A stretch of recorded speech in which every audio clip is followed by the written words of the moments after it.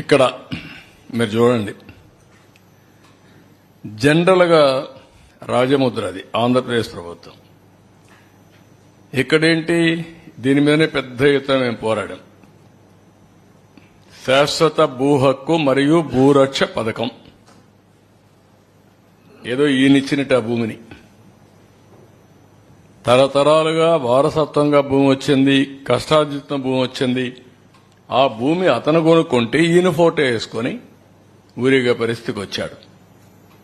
ఇవన్నీ కూడా ఒక మనిషి యొక్క అహంభావం. నాకు ఎదురు లేదు, నా ఇష్ట ప్రకారం చేస్తాను, ఏం చేస్తే చెల్లుబాటు అవుతుంది అనే అహంభావంతో పోయే పరిస్థితికి వచ్చారు.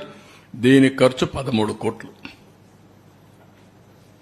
అంటే పబ్లిసిటీ పిచ్చి పరాకాష్ట. ఆ పిచ్చికి కూడా అద్దులుంటాయి.